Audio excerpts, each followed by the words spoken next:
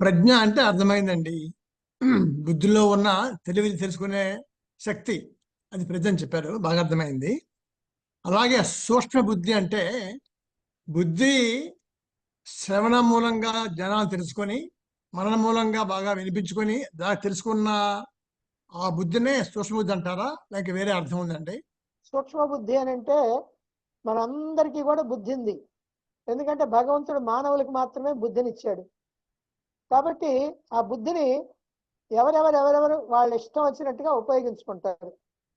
అప్పుడు అది స్థూల బుద్ధి. సూక్ష్మ బుద్ధి అంటే ఏమిటంటే కేవలం మోక్షాన్ని అందుకోవాలనేటువంటి కోరిక, జన్మ రాహిత్యం చేసుకోవాలనే కోరిక, ఈ జన్మని వచ్చినటువంటి మానవ జన్మను సార్థకం చేసుకోవాలనే కోరిక ఎవరికైతే ఉంటుందో వాళ్ళు ఈ మోక్షానికి వ్యతిరేకంగా లేదా మోక్షానికి ఆటంకం కలిగించే లౌకికమైనటువంటి విషయాలని బుద్ధిలో నుంచి కాస్త పూర్తిగా తీసేసి కడిగేసి ఆ బుద్ధిని బాగా ఉంచింది సూక్ష్మ బుద్ధి. మలినాలన్నీ కలిస్తే స్థూల బుద్ధి, మలినాలు తీసేస్తే సూక్ష్మ బుద్ధి. కనుక సూక్ష్మ బుద్ధి అని అంటే మనం ఏదైనా శాస్త్రాన్ని వినేటప్పుడు కూడా అటువంటి బుద్ధి ఉండాలని చెప్పేది దేనికంటే ప్రాపంచిక విషయాలు గుర్తొస్తే దాని వైపుకి మనసు పోద్ది, పరుగు తీసుకుంటా పోద్ది. అప్పుడు ఇది సరిగ్గా మనకు అర్థం కాదు.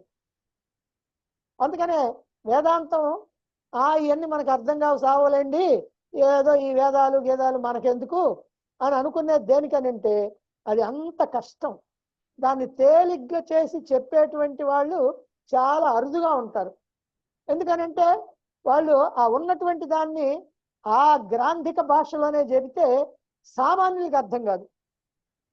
ఏ తెలుగు పండిట్లో సంస్కృత పండిట్లో అంత దూరం వచ్చినటువంటి వాళ్ళకి బాగా అర్థమవుద్ది, కానీ సామాన్యులకి అర్థం కావటం కష్టం. అందుకని చెప్పి ఆ స్థాయిలోకి వచ్చి చెప్పినా అప్పుడు కూడా ఇంకా అర్థం కాని వాళ్ళు ఉంటారు.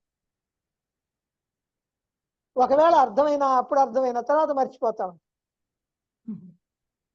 ఇప్పుడు మీ సూక్ష్మ బుద్ధి అనే దాన్ని కూడా ఇంతకుముందు చెప్పాం, 2-3 సార్లు 4 సార్లు చెప్పాం. సూక్ష్మ బుద్ధి అని అంటే ఉన్న మొత్తం మలినాలన్నీ కూడా కడిగేసాం. మనం ఏం చేస్తున్నాం అని అంటే మలినాలు అనేటువంటివి తీసేసుకుంటే అసలైంది వస్తుంది. నీళ్ళల్లో మలినాలు ఉంటాయి, మనం ఏం చేస్తాం, ఫిల్టర్ చేస్తే ఆ మలినాలు పోతాయి, అసలైనటువంటి నీరు దొరుకుద్ది. అంతే సూక్ష్మ బుద్ధి అని అంటే.